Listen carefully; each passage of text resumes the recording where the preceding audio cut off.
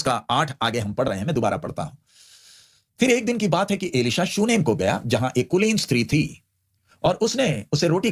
फिर एक दिन की बात है कि एलिशा शूनेम को गया जहां एक कुलीन स्त्री थी और उसने उसे रोटी खाने के लिए विनती कर कर विवश किया। और जब जब वह उधर से जाता तब तब वह वहां रोटी खाने को उतरता था। 9वां वचन।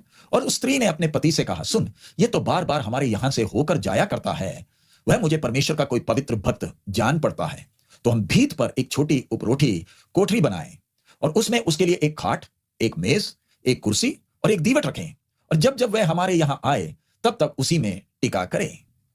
सो इधर हम देख रहे हैं कैसे ये स्त्री, उसके स्वभाव को जब हम देखें, इसके गुण को जरा देखें। कुलीन है, आर्थिक तौर पर धनवान है। तो इधर अक्सर हमारे मन में एक सोच रहता है और वचन में भी लिखा भी गया है कि धनवान को स्वर्ग में जाना बहुत मुश्किल है। तो हम लोग के मन में एक सोच आ जाती है कि परमेश्वर धनवान को प्यार करता ही नहीं है, क्योंकि धनवान अपने आप को प्यार करते हैं और बस अपने धन के पीछे पड़े होते हैं। लेकिन ध्यान रखें, इन धनवानों के बीच में भी, इन कुलीन समाज में भी, इस ऊंचे स्तर में भी परमेश्वर ने अपने लिए कुछ लोगों को रखे हैं जो परमेश्वर को दिल से प्यार करते हैं।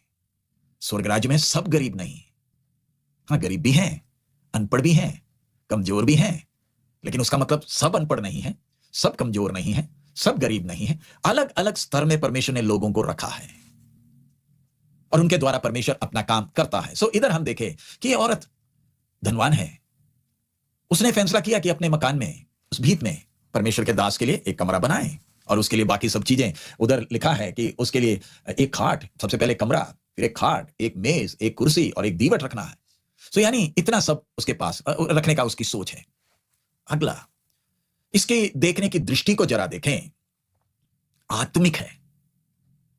ध्यान से देखें, आत्मिक है। कैसे?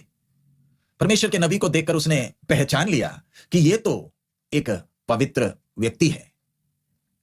उसके लिए उसका 9 पढ़ रहा हूं कि वह मुझे परमेश्वर का कोई पवित्र भक्त जान पड़ता है। उसने पहचाना कि यह परमेश्वर का एक पवित्र भक्त है, आत्मिक भी है। अगला, यह सेवा करने का इसका मन है। प्रभु का दास समरिया से करमेल को जाने के रास्ते में, यह शूनेम अक्सर इस रास्ते जाता है।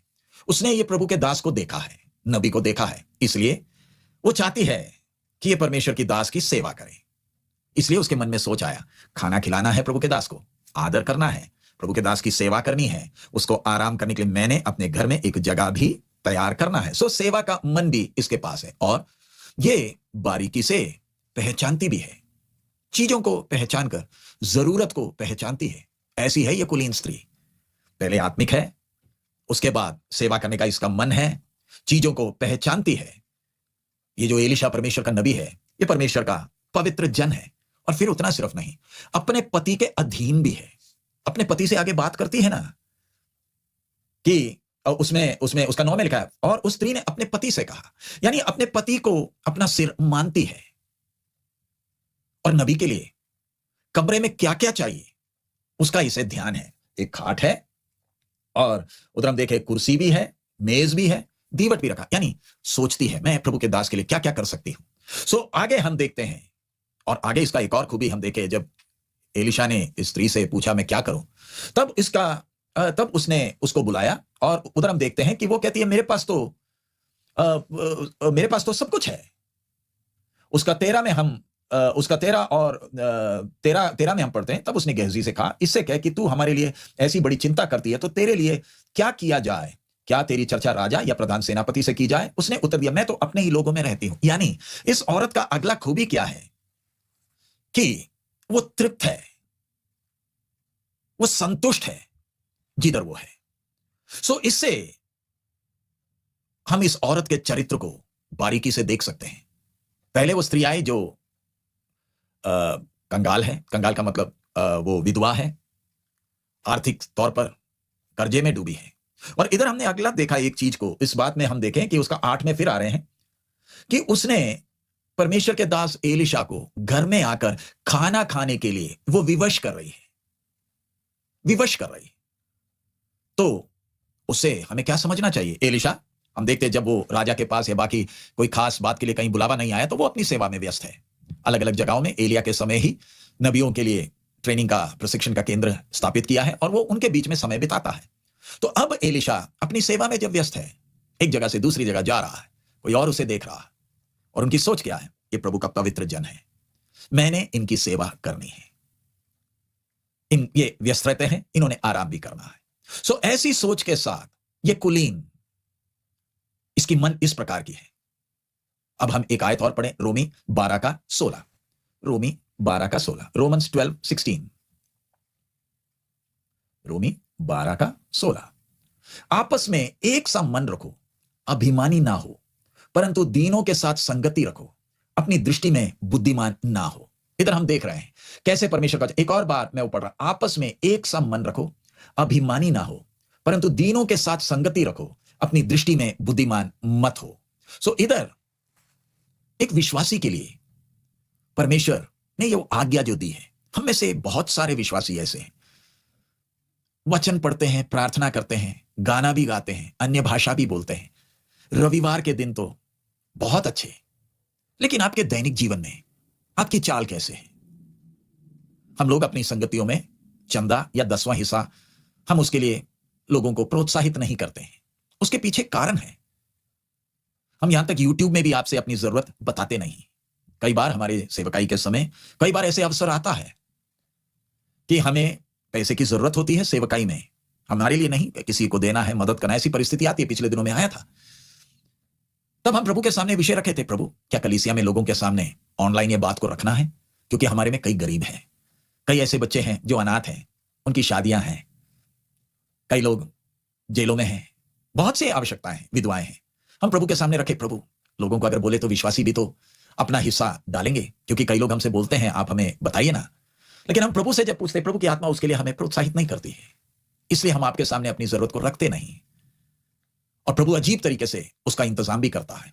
और हम जब लोगों को बताते नहीं हैं तो कई लोगों का यह सोच रहता है कि प्रभु के दास, इनको खूब पैसा बाहर से आता होगा या लोग देते होंगे, इसलिए इनको कभी कोई जरूरत ही नहीं, इसलिए मांगते नहीं है, हम उनको देंगे जिनको जो मांगते हैं। देखिए प्यारे अजीज, हम भी दुनिया भर जाते हैं, कहीं भी आप जाओगे, किसी से भी आप पूछ लीजिए, प्रभु का अनुग्रह, नम्रता से हम कहते हैं, घमंड में नहीं, किसी से भी पूछ लीजिए, हम कभी भी अपनी आवश्यकता लोगों के सामने नहीं, भूखे पेट हैं तो भी कोई दिक्कत नहीं, अपने बेल्ट में एक और सुराख कर लेंगे, कोई चिंता नहीं, लेकिन अपने बाप के गरिमा को नीचे गिरने नहीं देंगे। हमें एक ने बुलाया है, वो जो हमें देता है उसमें हम संतुष्ट हैं। लेकिन ऐसे हम विचार रखने के कारण इस बात की एक दूसरा साइड भी है। बहुत सारे विश्वासी वो सोचते हैं कि नहीं, जो प्रभु ने दिया वो बस हमारे लिए, हमारे बच्चों के लिए है, रख लीजिए ना। परमेश्वर आपको अगर मन नहीं देता तो जबरदस्ती आपसे लेकर भी कोई फायदा थोड़ी है। लोगों को दबा दबा कर, उकसा उकसा कर अपना बटुआ खोले, उसमें से सबसे अच्छा नोट बाहर निकाले, प्रभु आपको आशीष देगा, ये सब परमेश्वर की सेवकाई के गरिमा में शोभा नहीं देता है। अगर आप में से कोई सेवक ऐसे करता है, ध्यान रखें, सेवकाई की गरिमा को नीचा मत करें। अगर आपको पैसे की इतनी जरूरत पड़ रही है, भीख मांगने की नौबत पर आ गए हो, सेवा छोड़ दीजिए, नौकरी कर लीजिए, लेकिन इस सेवकाई की गरिमा को नीचे मत गिराए। और ऐसे अगर कोई आपके सामने सेवक है जो ऐसे मांगता है, कई हैं आज के आधुनिक, कई हैं भिखारी भी आजकल आधुनिक हो गए, मांगते नहीं है लेकिन इशारे इशारे में बता देते हैं कि उनको जरूरत है, ऐसों के साथ संगति मत करें, इनसे दूरी बनाए रखें। ये प्रभु ने बुलाए हुए सेवक ही नहीं है, ये कामचोर हैं जो सेवक का रूप धारण कर कर लोगों को लूटने में, आराम से घर में बैठकर दूसरों का पैसा खाने में तुले हैं, इनसे 10 कदम दूर ही रहें। लेकिन अगली एक बात भी, हमारा भाव सोच क्या होना चाहिए? मैंने सेवा करनी है। सिख समाज को जरा देखें, कैसे सेवा की भाव उनमें है, उनमें कोई ऐसा भिखारी मिलता नहीं। तो मेरे को जब प्रभु ने दिया सेवा का भाव, इस विधवा कुलीन, इस कुलीन औरत को देखे, प्रभु के दास ने तो पूछा ही नहीं। अब इधर एक और बात, प्रभु के दासियों ने ध्यान देना, प्रभु के दास और दासियों ने ध्यान देना। आपके अंदर अगर पैसा का लालच आ गया तो सेवा छोड़ दीजिए। अब विश्वासी के सामने बोलते नहीं है तो भी उनको दिख जाता है, और सेवा का गरिमा गिर जाता है। इधर एलिशा को, यह कुलीन स्त्री को विवश करना पड़ रहा है, आइए ना। क्यों? प्रभु की सेवा में जो लोग हैं, उनकी सोच, उनके जीवन में एक सिद्धांत है, हम किसी के लिए कर्जदार बनना नहीं चाहते, किसी के लिए कर्जदार नहीं। बेशक हम आपको दे दे, लेकिन हम किसी के लिए कर्जदार नहीं। अगर हम आपके घर आकर खाना खाएं, आप हमारी सेवकाई के लिए खाना भी, पानी भी, चाय भी, पैसे भी, सब कुछ देते हैं, तो भी हमें लगता है हम आपके लिए कर्जदार हैं। हमने आपके लिए कुछ नहीं किया, हमें बहुत कुछ करना है। तो कहीं हमारे लिए आपने दिया और हम आपको बदले में दे नहीं पाए कुछ, तो हमें तो इसका हिसाब भी देना होगा। सो इधर एलिशा को विवश करना पड़ रहा। आइए ना, और अब ध्यान रखें अगला बात, मैं अलग अलग पहलू आपके सामने रख रहा हूं।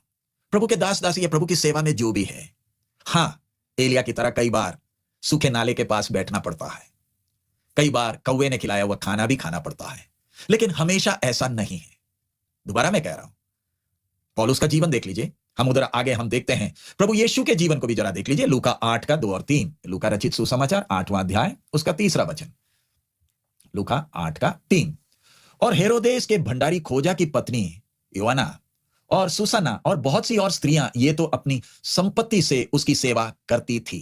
मैं दोबारा पढ़ रहा हूं, और हेरोदेस के भंडारी खोजा की पत्नी योआना और सुसना और बहुत सी और स्त्रियां ये तो अपनी संपत्ति से उसकी सेवा करती थी। तो इधर हम देख रहे हैं कैसे प्रभु यीशु के विषय में सेवा करने वालों के लिए कई बार सेवा में निराशाएं आती हैं, खुशी के अवसर भी होते हैं, निराशा के अवसर भी आते हैं।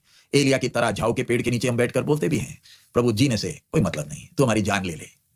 आप तो अपना दुख सुख हमें बताते हैं, हम किसको बताएं? हम भी तो आपकी तरह मनुष्य हैं, हम भी तो गृहस्थी में, इसलिए सेवा करना, कलीसिया संभालना है तो एक सेवक को शादीशुदा होना अति आवश्यक है। अगर किसी को शादी करने का मन नहीं है तो वो उनकी बुलाहट है, उसमें कोई आपत्ति नहीं, वो उनके बुलाहट है। लेकिन जिन्होंने शादी नहीं की और सेवा कर रहे हैं, उन्होंने ये नहीं सोचना है कि हम बहुत कष्ट उठाकर सेवा कर रहे हैं, जो शादीशुदा हैं इनको कोई कष्ट नहीं। यह सोच गलत है। आपने शादी की है, नहीं की है, परमेश्वर ने दोनों को अलग अलग स्थान में रखा है, लेकिन एक ने दूसरे से तुलना कर यह नहीं कहना कि हम तेरे से ज्यादा कष्ट उठाते हैं, हमें स्वर्ग में जाएंगे तो और ऊंचा स्थान मिलेगा। नहीं, इधर हम देख रहे हैं कैसे एक सेवकाई के सेवा में तनाव है, समस्याएं हैं। इसलिए कई बार आप देखते हैं कई सेवकों के जीवन में बच्चे बर्बाद हो जाते हैं, उन्हें सेवा से कोई लेना देना नहीं, क्योंकि सेवा में तनाव है। सेवक अपना कष्ट किसको बताए, और कई बार हद पार हो जाता है, बच्चे फैसला कर लेते अब हमें सेवा नहीं करना। सो निराशाएं भी हैं, खुशी के अवसर भी हैं, तराई के अनुभव भी हैं, ऊंचाई के अनुभव भी हैं।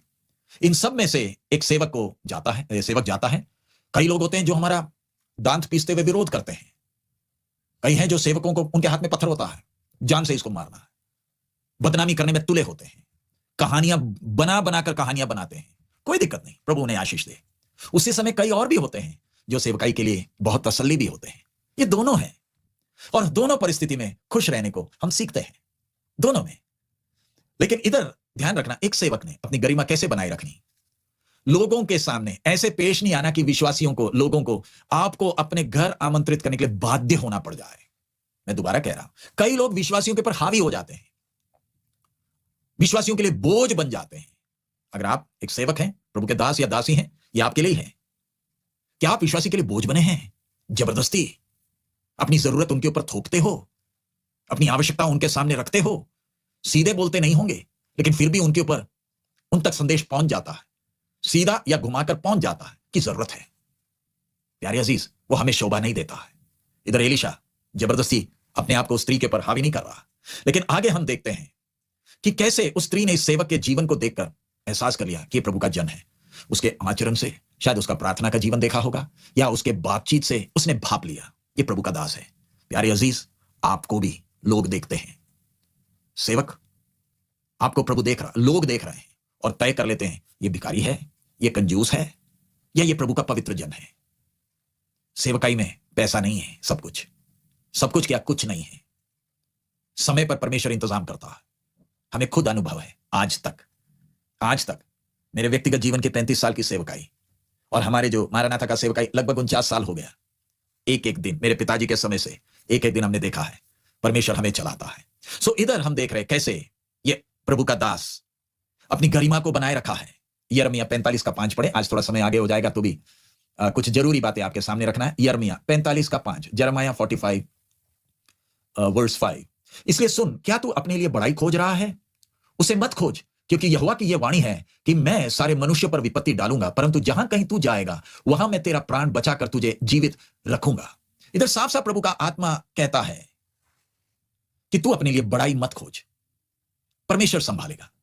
सो इधर एक सेवक ने अपने आप को, अपनी गरिमा को बनाए रखना है। हमारा जीवन कलीसिया के लिए आशीष का कारण होना है, हौसला का कारण होना है, बोझ का कारण ना बने। सो इधर हम अब वापस आ रहे दूसरा राजा 4 अध्याय में, उसके 9 में। लेकिन उसमें आने के पहले दोबारा मैं कहता हूं, विश्वासी आपका सोच कैसे होना। हम प्रभु के दास लोग आपको अपनी जरूरत नहीं बताएंगे, प्रभु का अनुग्रह है, नहीं बताएंगे, प्रभु चलाता है, लेकिन आपका भी तो फर्ज बनता है। ये कुलीन स्त्री को जरा देखें, आगे उसका आत्मिक अर्थ में हम आएंगे। विधवा वो स्त्री किसको दिखाती है?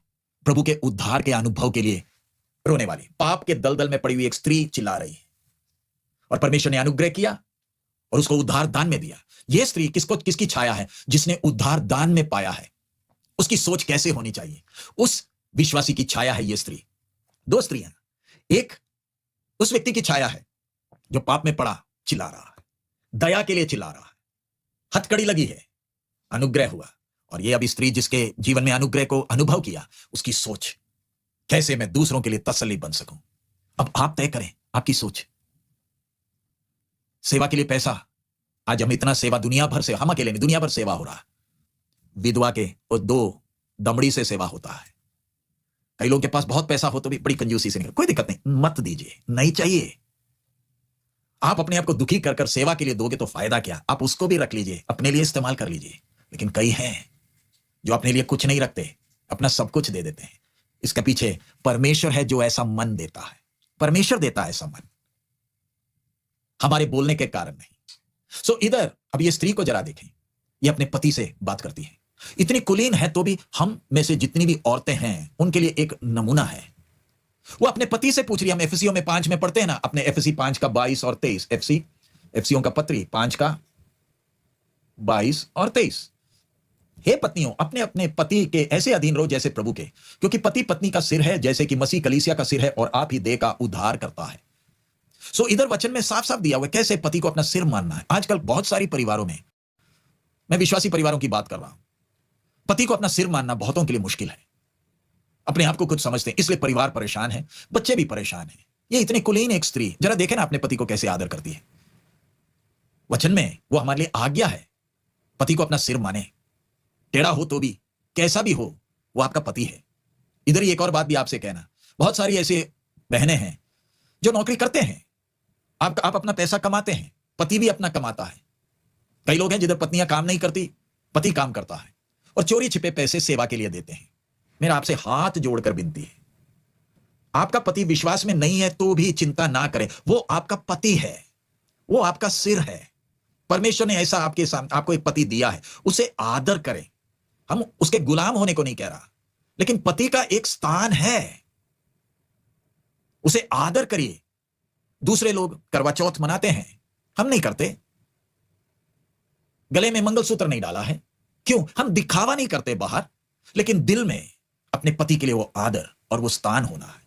ये चीज को हमने ध्यान रखना। सेवा के लिए कुछ देने का मन हो, पति से पूछिए, उससे अनुमति लें, पूछिए, फिर ही कुछ करें। नहीं तो आप अगर उस पति के स्थान पर हो और पत्नी ऐसे करे तो कैसे लगेगा? मेरा कर्तव्य है आपको बताना, और आपका काम है अपने जीवन में वो क्रम और अनुशासन लाना। कितने पति अब तक विश्वास में आ गए होते अगर हमारा आचरण उनके सामने वचन के अनुसार का होता। मैं सबकी बात नहीं कर रहा, कई पति अभी तक आ गए होते। सो जब ये वचन सुन रहे हैं, अपनी गलती को एहसास करें, प्रभु के सामने माने और इस बात को ठीक करें। सो इधर जब ये औरत, ये कुलीन स्त्री अपने पति से बात कर रही है, हम देखते कैसे उसका मन है, वो प्रभु के दास को आदर करना चाहती है, वो भावुक नहीं है। अगला हमने देखा वो भावुक जल्दीबाजी में। आज बहुत सारे विश्वासी भावुक हैं, जोश में आकर निकाल कर सब कुछ दे देते हैं और फिर बाद में पछताते हैं, रोते हैं। इसलिए हम लोगों से पूछते हैं क्या सच में प्रभु ने आपसे कहा भी है या नहीं? ये औरत जोशीली नहीं है, उसने प्रभु के दास को विवश किया, आए ताकि उसको सेवा का मौका मिले। सेवा करते वक्त अब उसके मन में आया कमरा, खाट, मेज है, कुर्सी है, दीवट है।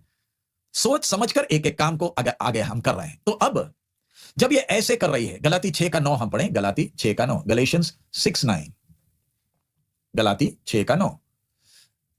हर भले काम करने में हियाव ना छोड़े, क्योंकि यदि हम ढीले ना हो तो ठीक समय पर कटनी काटेंगे। दोबारा पढ़ रहा हूं, हम भले काम करने में हियाव ना छोड़े, क्योंकि यदि हम ढीले ना हो तो ठीक समय पर कटनी काटेंगे। हियाव ना छोड़ें, अच्छे भले काम करें। तो इधर हम देखते हैं जब ये अच्छे भले काम कर रही है, अब एलीशा इसके घर में आता है, विश्राम कर रहा है। अब हम 4 अध्याय का 11वां वचन, दूसरा राजा 4 का 11 और 12 पढ़ रहे। एक दिन की बात है कि वहां जाकर उस उपरोटी कोठरी में टिका और उसी में लेट गया, और उसने अपने सेवक गेहजी से कहा, इस शूनेमी को बुला ले। उसके बुलाने से वह उसके सामने खड़ी हुई। तो इधर हम देख रहे हैं प्रभु का दास एलीशा अब उसके घर में आता है, टिकता है, खाना खाता है, तो उसको आने जाने उठने बैठने से समझ में आ गया ये कुलीन स्त्री का आदत क्या है। और अब मन में आया है ये सेवा करती है, इसने इतना भलाई हमारे लिए किया, हम बदला क्या दें। प्रभु के दास दासी, आप भी सुन रहे हैं, मेरा विश्वास है। कितने विश्वासी लोग, कितने लोग सेवा करते हैं आपकी, दिल खोलकर सेवा करते हैं, चाय में दूध ज्यादा डालकर देते हैं। वो जब आपके पास आते हैं वो देखते हैं आपको किसी चीज की कमी तो नहीं है, वो अपना कौन सा क्या कर सके कि प्रभु का दास जो सेवा करता है उसकी दास या दासी की मदद करें, दिल खोलकर देते हैं। हम ले तो लेते हैं, लेकिन हमारा सोच क्या होना, हम बदले में क्या दें, देना है। इन्होंने अपना घर हमें यीशु मसीह के नाम में खोलकर दिया है, हमारे प्रचार को देखकर नहीं, यीशु को जानते हुए दरवाजा खोला है। हमारा फर्ज बनेगा बदला देना है। हमसे इनको क्या फायदा हो सकता है, हमसे इनको कितना, ऐसे है तो कलीसिया कितनी आशीष पाए, कितनी तसल्ली पाए। अब ये ना सोचे कि ये हमारा हक है। आज बहुत सारे सेवक प्रभु के दास दासी ये सोचते हैं ये जो भी हमें मिल रहा है ये हमारा हक है। प्यारे अजीज, हक कुछ नहीं है, कोई हक नहीं है, कोई हक नहीं है। ये सब प्रभु के नाम में है। हमारे हक, हमें हक बोलने के लिए कुछ नहीं। जो वो पैसा देते हैं, जो वो खाना देते हैं, जो वो कपड़ा देते हैं, जो वो जूते देते हैं, या जो मर्जी करते हैं, आपको कोई फोन खरीद कर कुछ भी कर करते, हम हकदार नहीं हैं। हकदार वो है जिसने हमें सेवा के लिए बुलाया। हम कर्जदार हैं, हमने बदले में वापस देना है। क्या दें? एलीशा बोलता है क्या दें। तब एलीशा ने उससे पूछा, 13वां वचन, तब उसने गेहजी से कहा, उससे कहे कि तूने हमारे लिए ऐसी बड़ी चिंता की है तो तेरे लिए क्या किया जाए, क्या तेरी चर्चा राजा व प्रधान सेनापति से की जाए। उसने उत्तर दिया, मैं तो अपने ही लोगों में रहती हूं। क्या जवाब है। एलीशा सोचता है यहोराम बाकी मुझे जानते हैं क्योंकि अजीब और अचंभे काम हुए हैं, आदर भी है, सो मैं बदला देना चाहता हूं। क्या तेरी बात मैं राजा से करूं या सेनापति से या और कोई बता दे, प्रधान से। तब लेकिन उस स्त्री का जवाब, कुलीन का, सोच गया, मैं तो अपने ही लोगों में रहती हूं, मैं संतुष्ट हूं, मैं ठीक हूं जी, कोई और चीज की जरूरत ही नहीं। उस औरत की सोच कुछ पाने के लिए नहीं कर रही है, हमने से बहुत हैं, वो तभी निकालेंगे, वो तभी देंगे अगर हिला हिलाकर दबा दबा कर मिलेगा तो। ऐसे कंजूस, इनको परमेश्वर के राज्य में ऐसों के लिए कोई जगह नहीं है। मैं ये नहीं कह रहा कि, ये इसलिए नहीं कह रहा कि हमें चाहिए, नहीं, हमें नहीं चाहिए। देने का मन प्रभु दे तो ही देना, कंजूसी से मत दीजिए। चंदा के डब्बा में डालते हुए 10 बार सोच लीजिए आपका सोच कैसे है। अगर हर एक अपने परिस्थिति को देखे तो बड़े आराम से संतुष्ट हो सकता है। परमेश्वर ने हर एक को खुशहाल रखा है, हर एक को खुशहाल रखा है। इस औरत को कोई बिनती नहीं है। पढ़िए यशायाह 57 का 20, आइज़ाया 57:20, आइज़ाया 57 का 20 में पढ़ रहा हूं। परंतु दुष्ट तो लहराते समुद्र के समान है जो स्थिर नहीं रह सकता और उसका जल मैल और कीच उछालता है। यह है दुष्ट की हालत। आज बहुत सारे हैं वो कभी भी तृप्त नहीं है, कितना भी मिल जाए और पैसा कमाना और कमाना। आज रविवार आराधना के बाद फिर ड्यूटी में जाएंगे, फिर और कोई रास्ता ढूंढेंगे कैसे कमाना है। क्यों? घर में लड़की है ना, उसकी शादी कराना है ना, पास्टर जी घर है, घर बनाना है ना। तो मरते दिन भी तेरा तो काम खत्म नहीं होगा। कोई गारंटी है तेरे मरने के पहले तेरी मोड़ियों की, तेरी बेटियों की शादी हो जाएगी? हमेशा यही चिंता करता रहेगा तो स्वर्ग में तू आराम कैसे करेगा? यीशु के पीछे निकला क्यों है? इतना पैसे का लालच था तो बाकी बहुत जगह है, जाइए। आजकल कई मारानाथा में जुड़ जाते हैं, बोलते हैं क्या सोचकर, इधर चंदा देने की जरूरत नहीं है, इधर 10वां हिस्सा भी नहीं मांगते, मजा ही है। बाकी में तो हमारा जीना मुश्किल कर देते हैं।